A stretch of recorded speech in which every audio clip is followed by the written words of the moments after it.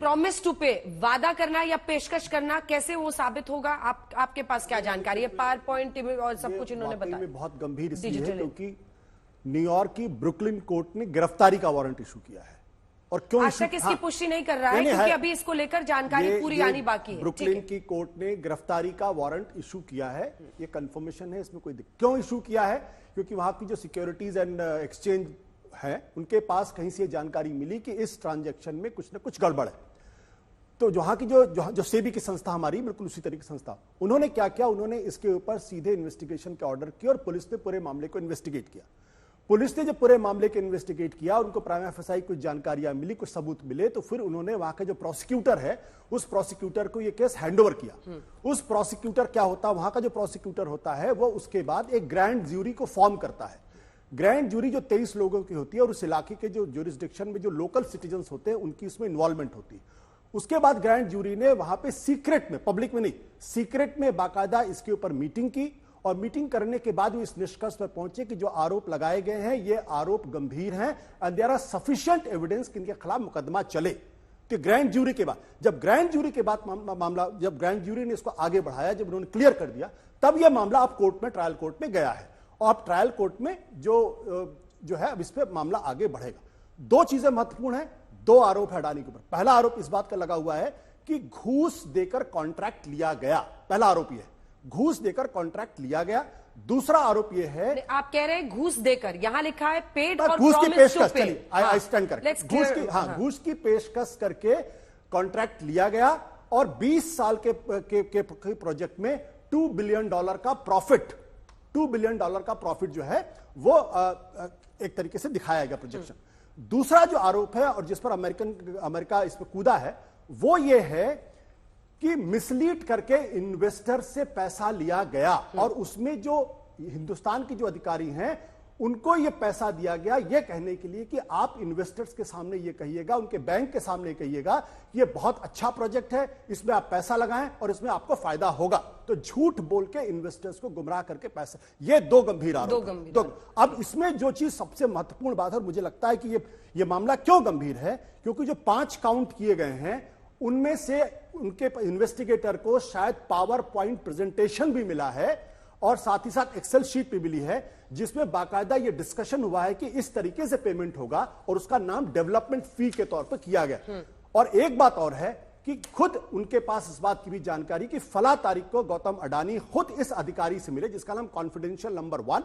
ये कॉन्फिडेंशियल अधिकारी का नाम वहां का जो ये हैदराबाद आंध्र प्रदेश की जो अधिकारी हैं उनका नाम उनको पता है और उन्होंने उसका नाम डिस्क्लोज नहीं किया है। गौतम अडानी की उनसे मुलाकात हुई है, ये करीब 2021 के आसपास की बात है और शायद गौतम अडानी ने वहां के मुख्यमंत्री से भी मुलाकात की है। तो ऐसा नहीं है। इन राज्यों में देख चुकी आप खुद भी मुख्यमंत्री की बात करें, जुलाई 21 और 22 फरवरी के बीच में जिन राज्यों का जिक्र है वहां पर या तो कांग्रेस या फिर उनके गठबंधन के साथियों की सरकार है।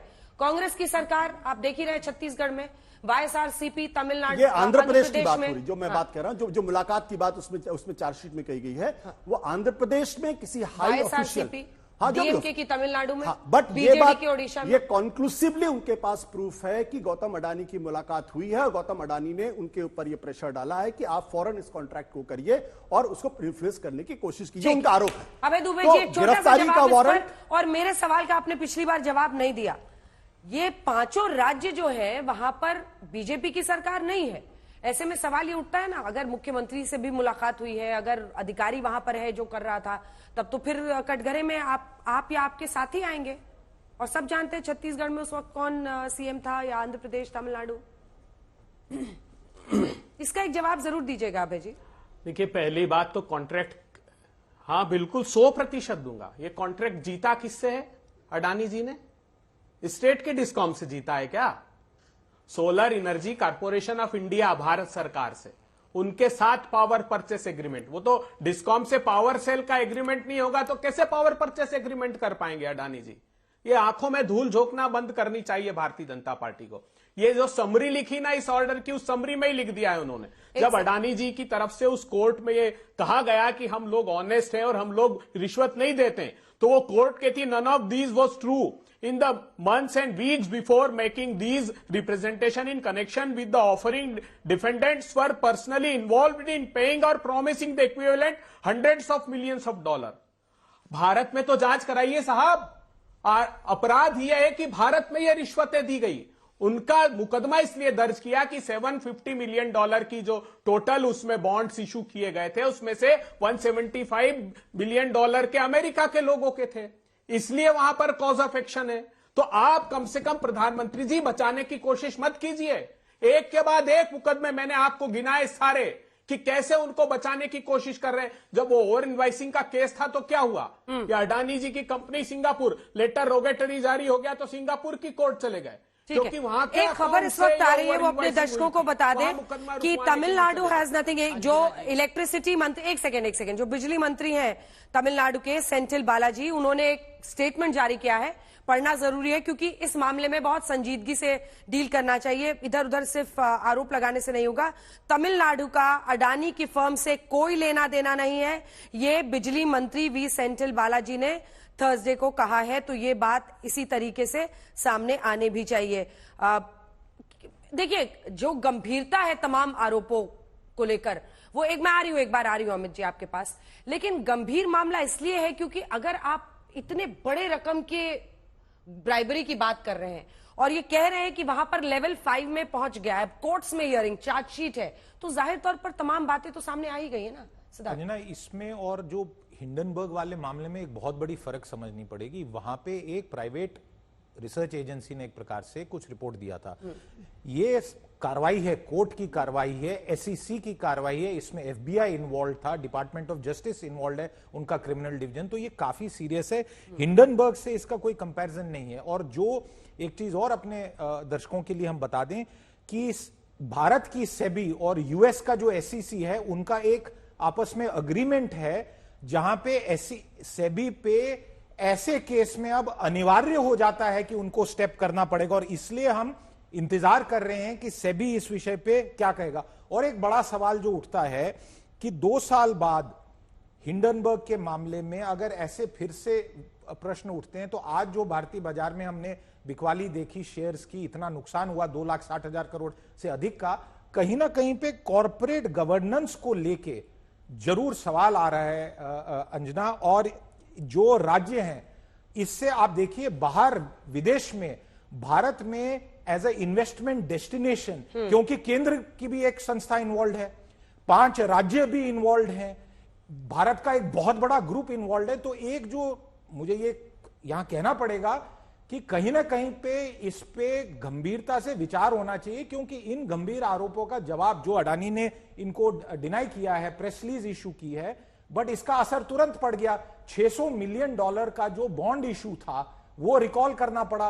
पिछली बारी हिंडनबर्ग के समय पे भी अडानी ग्रुप को ऐसे ही अपनी फंड रेजिंग प्लान पे वापस जाना पड़ा था। तो कहीं ना कहीं ये सवाल बहुत बड़ा कॉर्पोरेट गवर्नेंस, इमेज, क्योंकि सब लोग इसमें अभी यूएस ने उनको कटघरे में एक प्रकार से खड़ा कर दिया।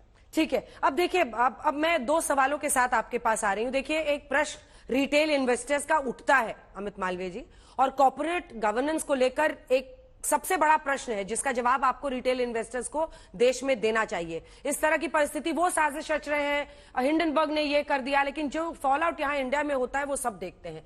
दूसरा प्रश्न, आप कह रहे हैं कि उनके शासित राज्य थे, तो क्या फिर आप ये मान रहे हैं कि अगर उनके शासित राज्य थे तो अडानी ने उनको रिश्वत दी? क्या उन्होंने रिश्वत वहां पर ली? सवाल है कि इस तरह की परिस्थिति अगर आई है और ये वहां पर, मतलब वो भारत का सेबी है, वो अमेरिका का सेबी है, माफ कीजिएगा, ऐसे में बहुत गंभीर हो जाता है मामला। अंजना जी, आप थोड़ा मुझे 2 मिनट समय दीजिए। पहली बात, पावर परचेज एग्रीमेंट स्टेट के डिस्कॉम्स के साथ साइन किया जाता है, इसमें केंद्र सरकार की कोई भूमिका नहीं होती है, पहला। दूसरा, कांग्रेस के प्रवक्ता ने अपने लंबे भाषण में कहा कि अदानी को हमारी मौजूदा सरकार बाहर विदेशों में बिजनेसेस दिलवा रही है। मैं आपके दर्शकों को बताना चाहूंगा, नवंबर 2009 में अदानी ग्रुप ऑस्ट्रेलिया जाता है और वहां पे इन्वेस्टमेंट करता है। उस वक्त कांग्रेस की सरकार थी, मनमोहन सिंह प्रधानमंत्री थे, शायद ये भूल गए।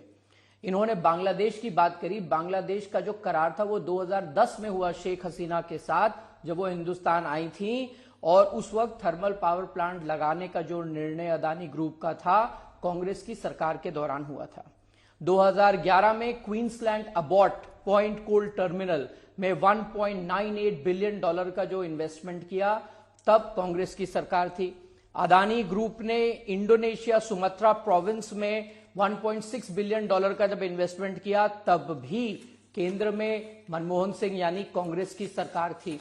मैं 2014 के बाद, यानी केंद्र में नरेंद्र मोदी जी की सरकार आने के बाद में कितनी सरकारों के साथ अदानी ग्रुप ने करार किया, और वो सारी विपक्ष के थे। उनके कुछ नाम बताऊंगा, पूरे बताऊंगा तो बहुत समय निकल जाएगा। उमन चांडी की सरकार 2015, यूडीएफ। नवंबर 2016 में शिरोमणि अकाली दल, सुखबीर सिंह बादल। 2016 में एआईडीएमके की सरकार थी, उस वक्त जयललिता मुख्यमंत्री थी। उद्धव ठाकरे फरवरी 2021 एसईजेड में इन्वेस्टमेंट। मार्च 2022 भूपेश बघेल कांग्रेस छत्तीसगढ़ में इन्वेस्टमेंट। अप्रैल 2022 ममता बनर्जी टीएमसी पश्चिम बंगाल में इन्वेस्टमेंट। ऐसे इतनी लंबी फहरिस्त है कि अगर मैं बताना शुरू करूं तो शायद 2 मिनट में आपको नाम ही गिनाता रहूं।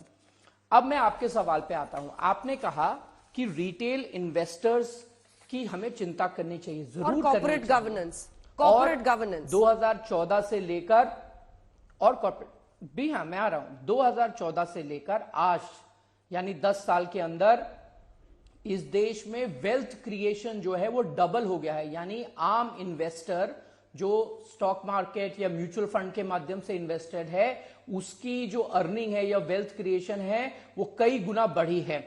इंपॉर्टेंट बात यह है कि जब हिंडनबर्ग जैसा शॉर्ट सेलर मार्केट में आके एक रिपोर्ट जारी करता है और उसको राहुल गांधी आके फ्रंट करते हैं और उससे अदानी का जो मार्केट टूटता है, तो क्या राहुल गांधी उस शॉर्ट सेलर के साथ खड़े हुए हैं? यह सवाल है।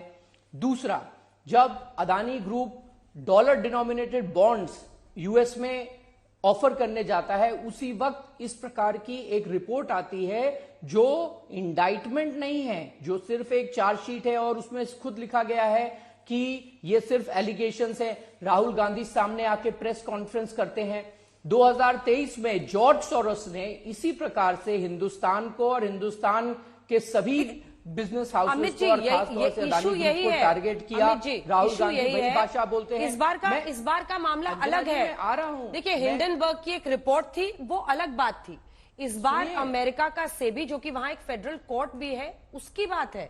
ये इन दोनों को मत आप रिलेट कीजिए। वो अलग मामला था, उसमें आप अलग स्टैंड ले सकते हैं, लेकिन ये वाला मामला कहीं ज्यादा सीरियस है। सुनिए जी अंजना जी, मैं इन विषयों को बहुत अच्छी तरह समझता हूं, इसीलिए मैं आपको बता रहा हूं। मैं दोबारा इस बात को दोहरा रहा हूं कि फेडरल कोर्ट में जो रूलिंग आई है उसका जवाब अदानी देगा, मैं क्यों दूंगा। लेकिन मैं ये भी आपको बताना चाहता हूं कि हिंदुस्तान के एंटी कमीशन कॉर्पोरेशन ने जब मेटा और व्हाट्सएप पे $25.4 मिलियन का फाइन किया, तब हम उसको किस नजरिए से देखेंगे। उस देश की कोर्ट अपने कानून से चलती है, हमारी जो कोर्ट, हमारा सेबी है, हमारे कानून से चलता है। मुझे समझ में नहीं आता कि अमेरिका की एक कोर्ट और एक कॉर्पोरेट ग्रुप को लेके एक पॉलिटिकल पार्टी को यहां पे इतना क्यों विचलित होना चाहिए। ये ठीक है, इसका मैं जवाब उनसे लूंगी, लेकिन एक और बड़ी खबर आ रही है इस वक्त। भूपेश बघेल ने इनकार किया है, मेरे कार्यकाल में सोलर पार्क को लेकर ऐसा कोई अग्रीमेंट नहीं हुआ है। अब इसको कैसे देखें सिद्धार्थ, ये क्या है? मतलब तमिलनाडु वाले कह रहे हैं कि हमारा नहीं है, भूपेश बघेल कह रहे हैं मेरे टाइम पे ऐसा नहीं हुआ, और इस रिपोर्ट में उनका जिक्र है, उस टाइम का जिक्र है। इसका क्या मतलब? देखिए, क्लियरली इससे ये जो प्रश्न उठता है कि जो सफाई अब दी जा रही है, इस प्रोसेस को और जो ये एलिगेशंस हैं इनको सीरियसली लेना पड़ेगा, क्योंकि सवाल कॉर्पोरेट गवर्नेंस और इंडिया की इन्वेस्टमेंट इमेज, अडानी समूह की इन्वेस्टर इमेज, इस पे तो बड़ा सवाल उठ रहा है। तो कहीं ना कहीं ये सारे जो सफाई हैं तमिलनाडु ने दी है, अभी ये जो हम छत्तीसगढ़ की बात कर रहे हैं, सूत्रों के अनुसार जो सोलर एनर्जी कॉर्पोरेशन है वहां से भी इसी प्रकार की कहीं ना कहीं पे बात आ रही है कि जी इसमें तो हमें कुछ मामला दिख नहीं रहा, बट केवल ये कहने से होगा नहीं, क्योंकि इस बारी फर्क ये है कि ये एक बाजाबता इंडाइटमेंट लीगल प्रोसीडिंग है, और जो यूएस के बड़े बड़े स्ट्रॉन्ग कानून है और खासकर जो फॉरेन ब्राइबरी को लेके उनके कानून है, उनको अब इस बारी इन्वोक किया गया है। अंजना, बिल्कुल, वक्त इतने की इजाजत देता है अभय जी, वरना जरूर लेती आपसे मैं कमेंट। कुल मिलाकर जांच में आगे क्या निकलता है इस पर नजर रहेगी।